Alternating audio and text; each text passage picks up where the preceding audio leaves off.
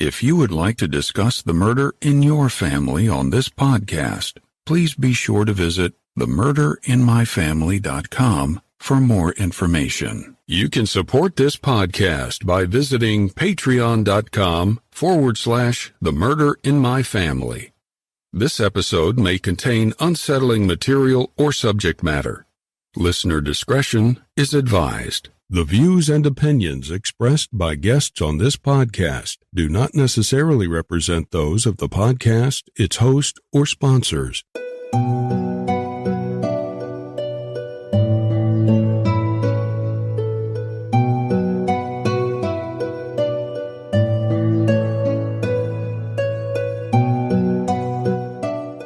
Thank you for joining me for this episode of The Murder in My Family. Before we get started, please allow me a moment to share some important information with you. If you find that you enjoy this podcast, please take a moment to rate and review it wherever you listen to your podcast, so that the show can continue to grow and reach new listeners. To learn more about the show or the cases we discuss, please visit themurderinmyfamily.com. You can also find us on Twitter with the handle @MurderInMyFam, or by searching for the Murder in My Family podcast on Facebook. If you'd like to support this show through a Patreon donation, it's always appreciated, and you can do so by visiting patreon.com/themurderinmyfamily. Benefits of supporting the show on Patreon include early access to ad-free episodes of the show, plus bonus content not heard in regular episodes. Your support may also include thank you cards, stickers, and more. If you prefer to, you can also support the show through a PayPal donation by visiting paypal.me/themurderinmyfamily. In each episode, I'll give shoutouts to any new supporters. In this episode, I'd like to thank Kim, and thank you to all the supporters that generously donate to help keep the show growing and improving. As I've mentioned in the last couple episodes, I'll be attending CrimeCon, the True Crime Convention in New Orleans, this June. It's a great experience for any true crime fans. I'll be part of Podcast Row, a collection of great true crime podcasts and host. I hope that I'll see you there. If you'd like to go, check out the site crimecon.com, and you can register and purchase badges to go. At checkout, use my promo code Criminology19 and you'll save 10% off your standard badges. Again, that promo code is Criminology19. Thank you, and now on with the show. Like many young people, 24-year-old Branden Roth was still finding his way in the world, and along the way, he made some mistakes. Those mistakes would wind up costing Branden his freedom and eventually his life. When Branden was still young, he lost his grandfather, and it was devastating for Branden. After his grandfather passed away, the young Arizonian found himself adrift during that crucial time when many young men are growing up and realizing that their decisions and actions have consequences. This was a time when Branden got mixed up with the wrong crowd. For whatever reason, the thrill of it, quick money, boredom, or peer pressure, Branden, when he was 19 years old in 2012, found himself alongside a group of men involved in the theft of cars, jewelry, and electronics.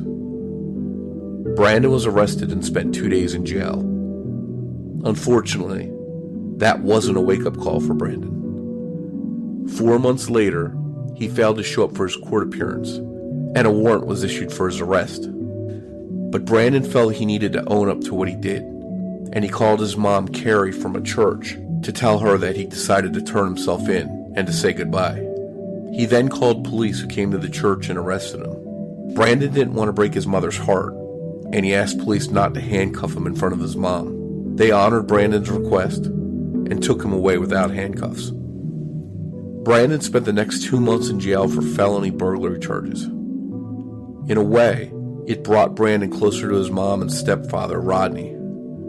They would visit Branden every week, and it seemed as if Branden might be turning a corner. Branden was released from jail and was given 5 years of probation. This was the chance for Branden to turn his life around. But as is too often the case, Branden wasn't able to do that. he again found himself mixed up with the wrong crowd, and he violated his probation multiple times by not following the terms of his probation, paying fines, or submitting to drug test. In 2014, the court revoked Branden's probation, and he was sent to state prison for the next 15 months.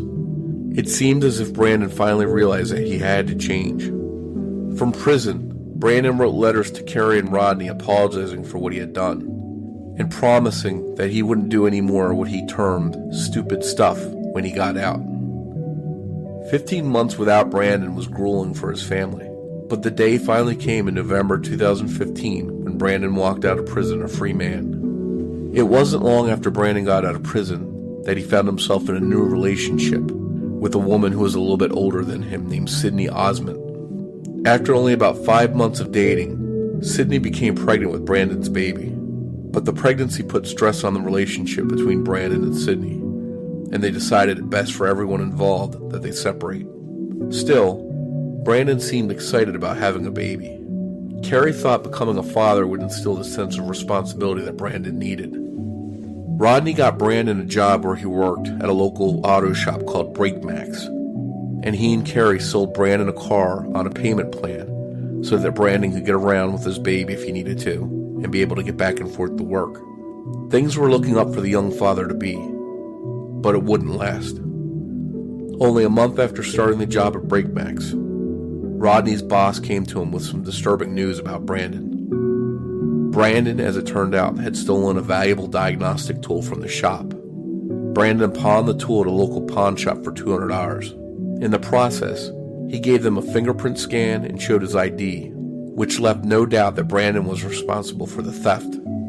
This news devastated Carrie and Rodney. They had gone out of their way to help Branden start a new life in a positive direction. As hard as it was for Carrie, she cut off contact with her son. On March 26, 2017, out of the blue, Branden texted Carrie a message which read, "Just wanted to let you know you're a grandmother." Carrie reached out to Branden's ex Sydney to find out more about the birth, but to her surprise, she found that Sydney hadn't given birth, and that Sydney hadn't talked to Branden in weeks. Carrie couldn't understand why Branden would make something like that up, but it turns out that just 2 days after Carrie called Sydney, that Sydney actually wound up giving birth to a baby boy. On April 7, 2017, Branden pled guilty to trafficking stolen property. He entered Pima County Jail to await sentencing. Despite the jail's policy of placing cellmates together who were in for similar crimes, this wasn't the case with Branden. Branden, who hadn't committed any violent crimes, was placed into a cell with a mentally disturbed man named King Yates, who had a string of violent crimes in his background, most notably the recent murder of his girlfriend. Yates was sent to Pima County Jail to await court proceedings, and 12 days after becoming cellmates with King Yates, Branden Roth was dead. King Yates put a bunch of batteries in a sock and beat Branden severely with a homemade weapon until Branden was unconscious. Once Branden passed out, Yates strangled him to death. When guards discovered Branden's bloodied and battered body, King Yates acted emotionless. Later, in court, King Yates would lash out at the judge and claim that he was being poisoned. He required medication to control his mental illness. At the time Yates was sharing a cell with Branden, he wasn't receiving proper dosage of his medications. Losing Branden in such a horrible way was difficult for Carrie and Rodney to accept. They knew that the path Branden had chosen might not lead to somewhere good, but they never thought it would end with Branden being beaten and strangled to death by a dangerous prisoner in jail for murder. The aftermath of Branden's murder was tough for Carrie and Rodney. As parents, you never ever want to give up on your kids, and you always want to help them. And Carrie and Rodney had helped Branden as much as they could, but that doesn't mean that they wish they couldn't have done more. It wasn't until after Branden was gone that Carrie realized that there was still a little part of Branden left, Branden's baby boy. Carrie had no contact with Sydney, the mother of Branden's baby, but Carrie admittedly stalked Sydney's Facebook page looking for photos of her grandson, and when she found them, they reminded her so much of Branden when he was a baby. It wasn't until 2 weeks after Branden was murdered that Sydney saw a story on the news about Branden's murder. and she immediately reached out to Carrie. The two women met face to face, and Carrie was finally able to hold her grandson. Carrie and Sydney have since forged a relationship, and Carrie is enjoying being a grandmother to Brandon's son. She sees so much of Brandon in the young boy, and that's a bittersweet thing for Carrie. But she knows that part of Brandon will live on forever. Brandon's mom, Carrie, joined me to discuss his case. That conversation is next.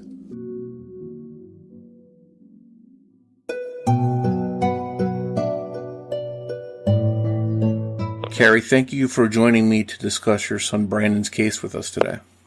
You're very welcome. Thank you for having me.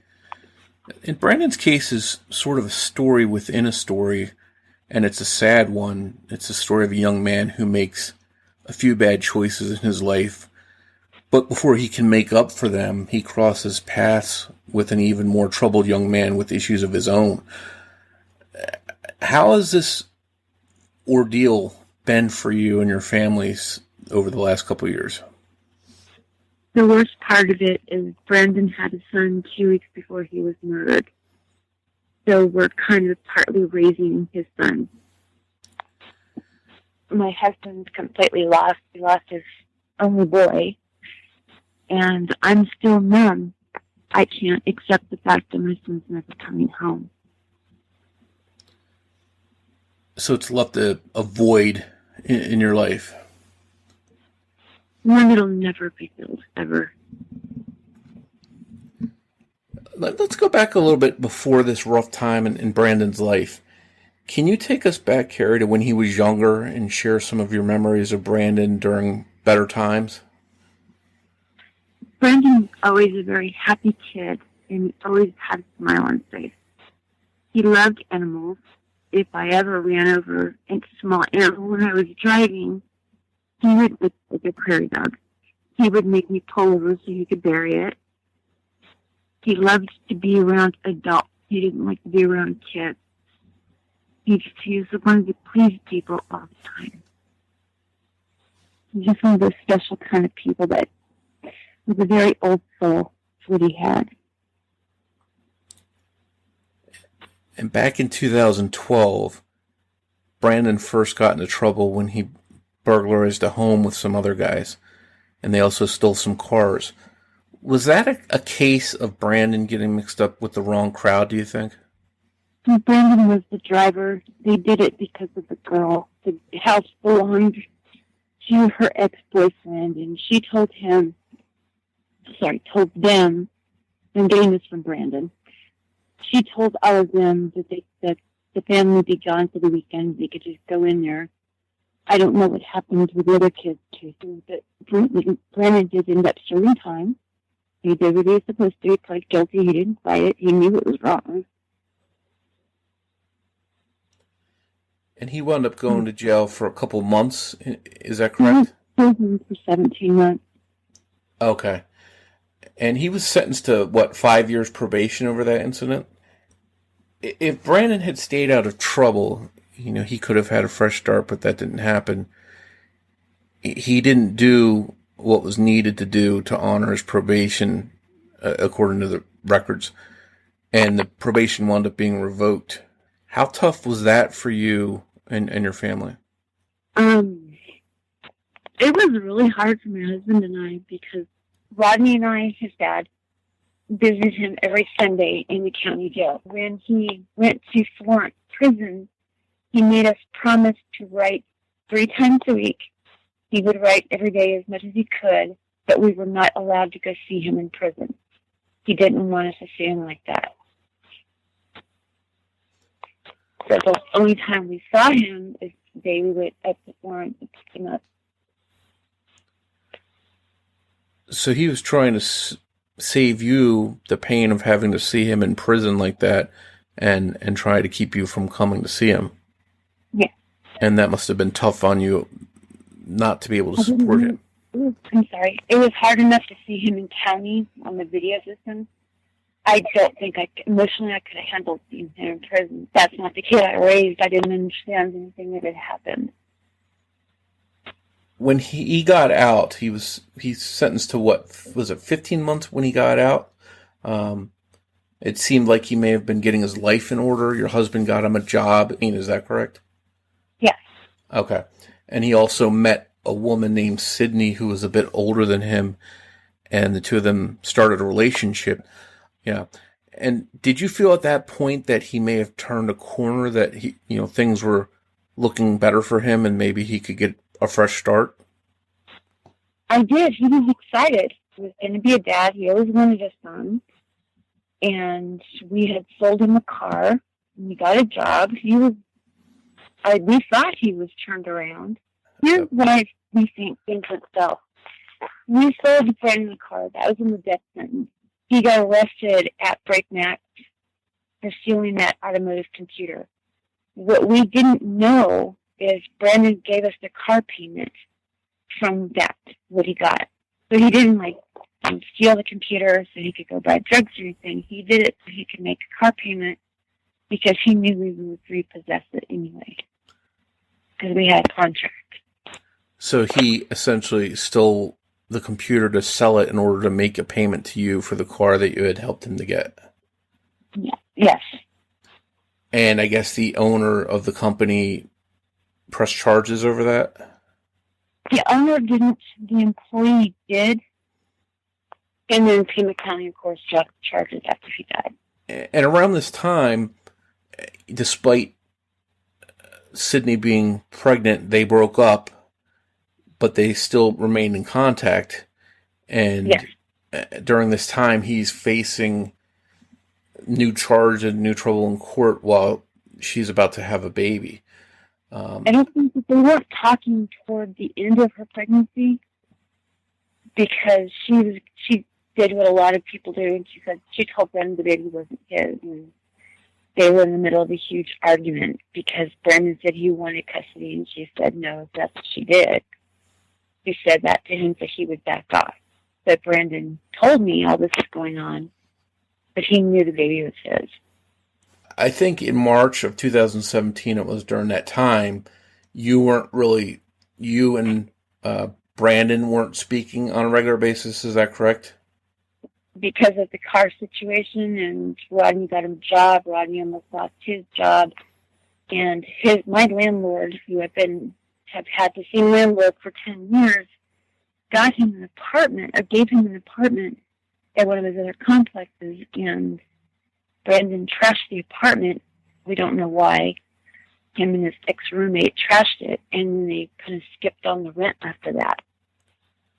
So I was pretty mad because he had almost cost Rodney his job. And it caused friction for your family, in other words. During this time, he did reach out to you, and he mentioned that you were a grandmother.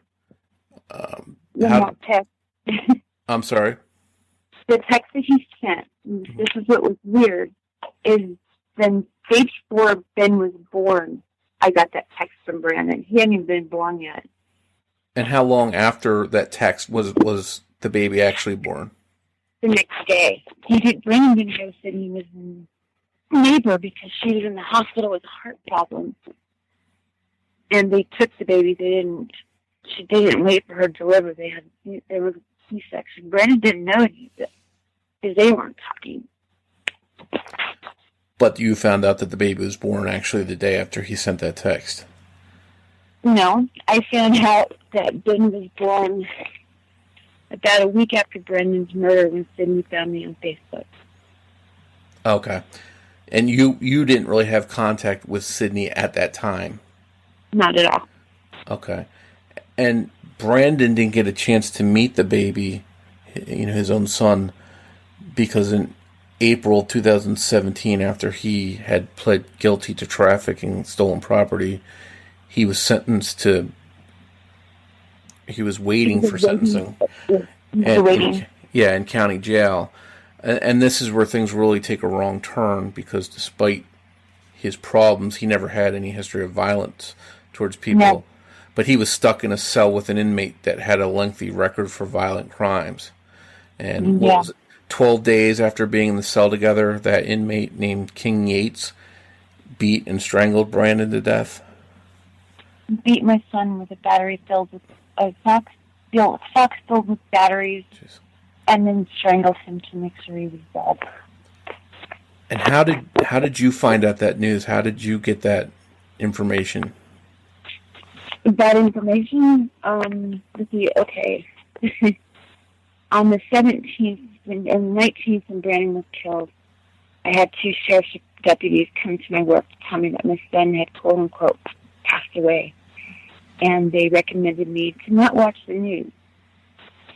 So, of course, I left work and I get in my check and I listen to it, and Branden's name is all over the place. I get home, turn the TV on, and Branden's face is all over the place, and then I start looking through things and find out that my son was beaten and strangled to death. I read online that, you know, this kind of prison death by another prisoner, a fellow prisoner, hadn't happened in what, 40 years? Yes, Branden was the first in 40 years. And what kind of charges did King Yates face after Branden's murder? What was he charged with? Any additional crimes, and what was he charged with? With premeditated first-degree murder. And did he ever give a reason as to why he attacked Branden? He said it wasn't him. Somebody else came in the cell. It's shocking because you found out some things about King Yates, that he had a violent past, he had mental issues. What kind of things were you able to learn about this man? You mean by watching him in court in person or reading online? I guess both. Some troubling things came out about him. Okay, they're saying that he's saying that he's mentally disturbed or whatever. I don't see it. I see it there in person. I see someone that's just manipulates system unbelievably, and he's smart about it. I've watched him be thrown out of court by the judge, and he's screaming on his way out after he's being escorted out that he's being poisoned in jail. And then I talked to his ex-wife's family. We're really good friends now, and I learned personal things about it, and there's no way he's mentally, there's no way, not with the history that he has. And do you think that some of that is an act to make himself look like he wasn't responsible for what he did? Absolutely. And I know that there's some proceedings going on in court now, and he's due back in court in February. What's the latest on that? We have a status conference hearing that was supposed to be today that got postponed until February, and that was supposed to see if he'll be willing to take medication or if it has to be forced. Then we were supposed to go to a status conference hearing on January 7th to see if he's competent to represent himself, and that got pushed indefinitely. So what was supposed to happen today, we're going to have to wait till February 11th to find out. Well, it almost seems as if he's making a mockery out of it by trying to represent himself and turn it into a circus. He has. Well, hopefully the court sees through that and they're able to prosecute him and convict him and sentence him to the time that he deserves for what he did to your son. We're hoping. It's frustrating, aggravating, heartbreaking, and sickening all at the same time. Because when we're in court, he looks at us and smiles. So it's almost like adding insult to injury. And there's nothing we can do. Absolutely nothing we can do. I know Branden was only 24 when he died, and looking back at his short life, where do you think things went wrong for him, and do you think that he might have eventually been able to turn his life around? The worst thing that ever happened to Branden was he was 14 and my dad died suddenly at 49. And that turned Branden completely around. He was lost and confused and never got over it. He was very close with his grandfather. Oh, extremely. My dad pretty much raised him. My dad gave him like the male part of raising him. And that was an important figure for him in his life and in his upbringing. Yeah. And losing him may have been the first thing that sent him down the wrong direction. Yes. And I know the tough part is Branden died without ever meeting his son, but since then you've been able to, and what is that relationship like for you now? The fact that this little boy is a spitting image of Branden, where it's the point and you can't tell their baby pictures apart, is kind of fascinating, creepy, scary, and just awesome all at the same time. And does that give you a feeling that you have a little piece of him left to keep close to you? He's all I have left. Hopefully with having him in your life, and plus whatever happy memories you have of Branden that you can hold on to those, and your memories of Branden will live on, through your grandson and through your memories. I have all the letters that went back and forth between Branden and I when he was in prison. I kept all of those. Ben's going to be able to read what his daddy was like. Instead of, Googling his dad's name, he would still be able to see what his daddy was like. How he talked and what he looked like, and all the good things about Branden. And it seems like he left maybe a record of some of his feelings in his letters that his son will be able to go back through one day and look at and get an understanding of who his father was. Absolutely. Well, I'm hoping that in February things go well in court, and I'm hoping that maybe we can do a follow-up with you and see how that turns out. You can let us know that this man's going to be prosecuted to the fullest extent and convicted. That would be some good news, and I hope you'll be able to share that with us. I will. Thank you. All right, Carrie, I just want to thank you once again for sharing Branden's story with us. I know that the last couple of years have been rough on you, but I definitely appreciate that. Thank you for taking the time to tell Branden's story. No problem. And again, I hope that we do have some good news from you in February that he's going to be put away for the time that he deserves. Let's hope. Thank you once again for joining me for this episode of The Murder of My Family. If you enjoyed this episode, please introduce a friend to the podcast and invite them to listen. And before you go, remember that every murder victim means something to somebody.